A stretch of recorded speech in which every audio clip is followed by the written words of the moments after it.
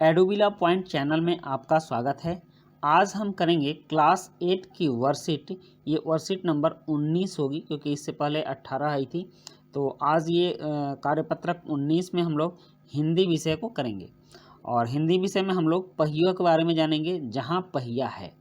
तो चलिए शुरू करते हैं कि पहिया से हमें क्या क्या जानना है और आज की वर्कशीट में ऐसा क्या है जो हमें पहियों के बारे में जाननी है। पुडुकोट्टई, तमिलनाडु।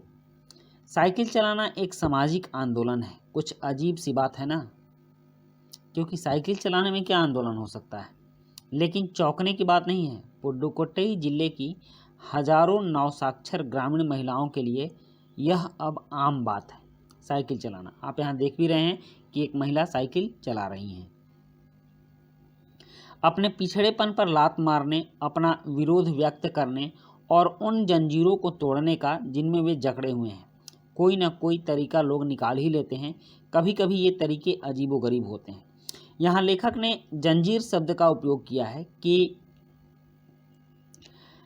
पिछड़ेपन पर लात मारने, अपना विरोध व्यक्त करने और उन जंजीरों को तोड़ने का। तो ये जंजीरें क्या हैं? ये जंजीरें सामाजिक बंधन हैं, रूढ़िवादी बंधन है जो कि हमको जकड़े रहती हैं। जैसे हमारे समाज में ये है कि महिलाएं जब घर से बाहर निकलेंगी तो पूरी तरह से मुंह को ढक कर निकलेंगी, वे दूसरे किसी से बात नहीं करेंगी। पहली बात तो घर से बाहर अकेले जाएंगी नहीं, अपना कोई काम नहीं करेंगी। तो इस तरह के जो नाजायज़ बंधन बनाए गए हैं हमारे समाज में, और ये रूढ़िवादियाँ हैं,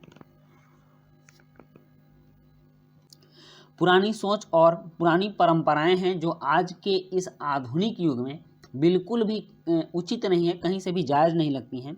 तो जब लोग उन्हें पारंपरिक बंधनों का विरोध करते हैं, उन जंजीरों को तोड़ने का प्रयास करते हैं, तो इसे ही हम लोग सामाजिक आंदोलन कहते हैं, क्योंकि यह एक समाज में बहुत बड़े पैमाने पर होता है और समाज के बंधनों को तोड़ने का प्रयास किया जाता है, जिसमें समाज उंगली उठाता है कि ये काम नहीं करना चाहिए, ये काम करना चाहिए। हालांकि समाज में बहुत से ऐसे जायज़ नाजायज़ बंधन होते हैं। तो इसी तरह से लोग जब उसका विरोध करते हैं तो इसके लिए अलग अलग तरीका इख्तियार करते हैं। तो पुडुकोट्टई तमिलनाडु में भी वहाँ की महिलाओं ने साइकिल चलाना शुरू किया और ये उनकी अपने रूढ़िवादियों में बंधने के विरोध में शुरू हुआ था कि अब वे स्वतंत्र हैं और अपनी मर्जी से साइकिल से कहीं भी आ जा सकती हैं। अब वर्कशीट में देखते हैं, यहाँ कहा जा रहा है कि भारत के सर्वाधिक गरीब जिलों में से एक है पुडुकोट्टई। पुडुकोट्टई तमिलनाडु का एक जिला है जो भारत के सर्वाधिक सबसे गरीब जिला में से एक है। पिछले दिनों यहाँ की ग्रामीण महिलाओं ने अपनी स्वाधीनता किससे? परिवार से, समाज से, रूढ़िवादी परंपराओं से स्वाधीनता। ऐसा नहीं कि वो किसी देश के पराधीन थी, अपने घर के ही पराधीन थी, अपने परंपराओं में बंधी हुई थी, अपने रूढ़िवादियों में बंधी हुई थी, अपने सामाजिक बंधनों में बंधी हुई थी। तो उन बंधनों से अपनी स्वाधीनता, आज़ादी और गतिशीलता को अभिव्यक्त करने के लिए, मतलब उसको बोलने के लिए प्रतीक के रूप में साइकिल को चुना कि अब हमारे हाथ में साइकिल होगी और हम साइकिल से कहीं भी आ जा सकेंगी, कहीं की भी यात्रा कर पाएंगी। उनमें से अधिकांश नवसाक्षर थी। नवसाक्षर का मतलब होता है नई नई साक्षर होना, मतलब अभी अभी उन्होंने अक्षरों को जाना, अभी अभी उन्होंने शब्दों को जाना, कुछ लिखना सीखा, कुछ बातें सीखी, कुछ पढ़ना सीखा। अगर हम 10 वर्ष से कम उम्र की लड़कियों को अलग कर दें तो इसका अर्थ यह होगा कि यहाँ ग्रामीण महिलाओं के 1/4 हिस्से ने साइकिल चलाना सीख लिया। मतलब 1000 में से 250 महिलाओं ने साइकिल चलाना सीख लिया है और इन महिलाओं में से 70,000 से भी अधिक महिलाओं ने प्रदर्शन एवं प्रतियोगिता जैसे सार्वजनिक कार्यक्रमों में बड़े गर्व के साथ अपने नए कौशल का प्रदर्शन किया, मतलब अपने साइकिल के परिचालन का प्रदर्शन किया। जैसे सार्वजनिक कार्यक्रमों में प्रदर्शन किया।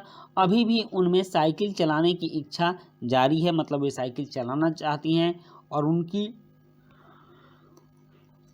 इच्छा है कि वे अपनी यात्राओं को साइकिल से ही तय करें। वहाँ इसके लिए कई प्रशिक्षण शिविर चल रहे हैं। महिलाओं को साइकिल चलाना सिखाया जा रहा है। महिलाओं का ग्रुप बना है जिसमें वो घर में बैठी महिलाओं को साइकिल चलाना सिखाती हैं। ग्रामीण पुडुकोट्टई के मुख्य इलाकों में अत्यंत रूढ़िवादी मतलब पुरानी परंपराओं को मानने वाली पृष्ठभूमि से आई युवा मुस्लिम लड़कियां सड़कों से अपनी साइकिल पर जाती हुई दिखाई देती हैं। मतलब कि वहाँ के महिलाओं में को पुरानी परंपराओं से जकड़ा हुआ था कि आप घर से बाहर नहीं निकल सकती हो, आप साइकिल नहीं चला सकती हो, आप कहीं जा नहीं सकती हो। लेकिन अब वहाँ कुछ अलग ही परिवर्तन दिखाई देता है कि वहाँ की मुस्लिम लड़कियाँ सड़कों पर साइकिल से जाती हुई दिखाई देती हैं। जमील बीबी नामक एक युवती ने, जिसने साइकिल चलाना शुरू किया है, मुझसे कहा, मतलब लेखक से कहा, यह मेरा अधिकार है। मतलब साइकिल चलाना उनका अधिकार है, हक है। अब हम कहीं भी जा सकते हैं, अब हमें बसों का इंतज़ार नहीं करना पड़ता और बसों में धक्का भी नहीं खाना पड़ता। मुझे पता है जब मैंने साइकिल चलाना शुरू किया तो लोग फब्तियाँ कसते थे। फब्तियाँ कसने का मतलब कमेंट करते थे, लेकिन मैंने उस पर कोई ध्यान नहीं दिया। तो इस तरह से पुरानी परंपराओं के विरुद्ध सामाजिक जो परिवर्तन आया, सामाजिक जो आंदोलन हुआ, उसका जिक्र लेखक ने इस चैप्टर में किया है और इस गद्यांश में हमने यही जाना है। अब इसमें कुछ शब्दार्थ हैं, कुछ नए शब्द आए हैं, जैसे सर्वाधिक। तो सर्वाधिक का मतलब होता है सबसे अधिक। नवसाक्षर मतलब नए पढ़े लिखे। रूढ़िवादी पुरानी सोच वाली। अधिकार मतलब हक। फब्तियाँ कसना मतलब चुभने वाली बात कहना। तो इस तरह से हमने इस वर्कशीट को देखा। अब इसी गद्यांश पर आधारित कुछ प्रश्न भी आपके लिए दिए गए हैं। गद्यांश को पढ़कर निम्नलिखित प्रश्नों के उत्तर लिखिए। जैसे आपके विचार से सामाजिक आंदोलन किसे कहेंगे। प्रश्न 2 है, उन जंजीरों को तोड़ने का जिनमें वे जकड़े हुए हैं कोई ना कोई तरीका लोग निकाल ही लेते हैं। आपके विचार से लेखक जंजीरों द्वारा किन समस्याओं की ओर इशारा कर रहे हैं। प्रश्न 3 है, पुडुकोट्टई स्थान का वर्णन पाठ में क्यों किया गया है। उसके बाद प्रश्न 4 है, साइकिल चलाने से जमील बीबी और पुडुकोट्टई की महिलाओं को आज़ादी का अनुभव क्यों होता होगा। फिर प्रश्न 5 है, ये गतिविधि है कि साइकिल चलाने के क्या क्या फ़ायदे हो सकते हैं, उसकी सूची बनाइए। तो चलिए अब हम लोग इन प्रश्नों के उत्तर लिखते हैं। यहाँ पहला प्रश्न दिया गया है, आपके विचार से सामाजिक आंदोलन किसे कहेंगे। तो इसका उत्तर है, समाज के किसी बंधनों को तोड़ने के लिए या फिर बहुत बड़े पैमाने पर सामाजिक लोगों के द्वारा किया गया किसी कार्य के खिलाफ आंदोलन या अपने अधिकार की मांग सामाजिक आंदोलन कहलाता है। उसके बाद है प्रश्न 2। ये प्रश्न 2 है, जंजीरों को तोड़ने का जिनमें वे जकड़े हुए हैं कोई ना कोई तरीका लोग निकाल ही लेते हैं। आपके विचार से लेखक जंजीरों द्वारा किन समस्याओं की ओर इशारा कर रहे हैं। तो इसका उत्तर है, लेखक के कहने का अर्थ है जंजीर मतलब सामाजिक और रूढ़िवादी बंधन, जिसमें लोगों को कई तरह के काम करने की नाजायज़ रोक होती है। उसके बाद है प्रश्न 3, और प्रश्न 3 है, पुडुकोट्टई स्थान का वर्णन पाठ में क्यों किया गया है। तो इसका उत्तर है, पुडुकोट्टई भारत के सर्वाधिक गरीब जिलों में से एक है। पिछले दिनों यहाँ के ग्रामीण महिलाओं ने अपनी स्वाधीनता, आज़ादी और गतिशीलता को अभिव्यक्त करने के लिए प्रतीक के रूप में साइकिल को चुना, इसलिए लेखक ने इस स्थान का वर्णन किया है। उसके बाद प्रश्न 4 है, साइकिल चलाने से जमील बीबी, यहाँ जमील नहीं है जमील बीबी और पुडुकोट्टई की महिलाओं को आज़ादी का अनुभव क्यों होता होगा।